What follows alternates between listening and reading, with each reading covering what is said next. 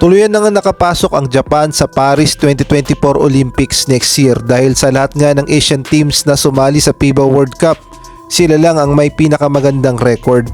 Natapos nga ang record ng Japan sa FIBA World Cup na may 3 panalo at 2 talo. At ito nga kanilang previous na panalo, tinalo nga nila yung Cape Verde sa score na 80-71. Kaya naman deserve nilang makapasok sa Paris 2024 Olympics next year at maganda rin talaga ang naging kampanya ng Japan dito sa FIBA World Cup. Kaya naman sila nga ang representative ng Asia para sa Paris Olympics. Well, sa mga nagtatanong naman, kung may chance pa ba ang Gilas Pilipinas na makapasok sa Paris 2024 Olympics? Well, alam naman natin na naging maganda naman ang record ng Gilas Pilipinas sa FIBA World Cup dahil hindi naman tayo natambakan. Halos dikit nga lang ang naging laban natin sa Dominican Republic, Italy at gayon na rin sa Angola. Sa South Sudan lang tayo medyo natambakan, ngunit ganun pa man ay maganda pa rin ang record ng Gilas Pilipinas. At ang sagot nga sa tanong kung may pag-asa pa bang makapasok ang Gilas Pilipinas sa Paris 2024 Olympics, well, meron pang pag-asa. Dahil nakabook nga ng ticket itong Gilas Pilipinas para naman ito sa Paris Olympics 2024 OQT o Olympic Qualifying Tournaments. Dito nga may pag-asang makapasok ang Gilas Pilipinas sa Paris 2024 Olympics. Ngunit mabigat nga ang mga makakalaban ng Gilas Pilipinas dito dahil alam naman natin yung mga nakaraang OQT ay hindi nga manalo-nalo ang Gilas Pilipinas dahil yung mga nakakalaban natin ay yung mga bigating team sa ibang bansa, partikular na sa Europe at gayon na rin sa Amerika, kaya naman hindi manalo-nalo ang Gilas Pilipinas.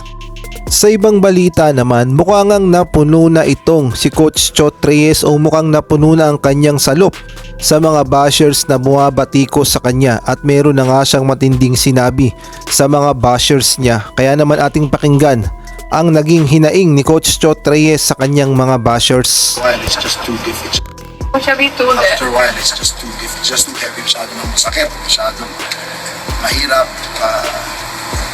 Just to be very honest, bastos naman talaga yung mga itong pinagkasabi. So, I don't deserve it, my family and my... But people don't realize, sa akin yung booing before the games, okay lang yun, sa akin na ako dun, kanina pinalakpakan ko. But they don't realize the effects of players. Diba? The effects of players, kasi sila rin nawawalan ng, they get demoralized as well, nagtataka sila, bakit magano, diba? So, and all of the calls for me to resign and all of that, syempre nababasa ng mga players yun na-apektuhan din sila, diba? So, it affects the game, the way we play games, so it's a distraction to the team. It's not good for the team. So, they don't deserve it. They don't deserve it. Di bali na ako. My family and my players do not deserve it. And I would just ask all of my detractors and bashers, I'm willing to answer every single one of their comments as long as they talk to me face to face. Just don't hide behind,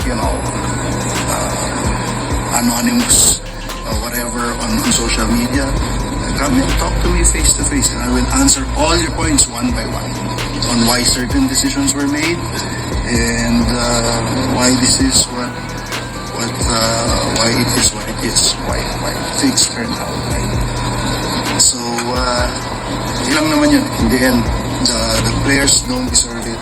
My family certainly doesn't deserve it, and so I ask my bashers and my detractors, I hope they're as perfect as they put themselves to be. So,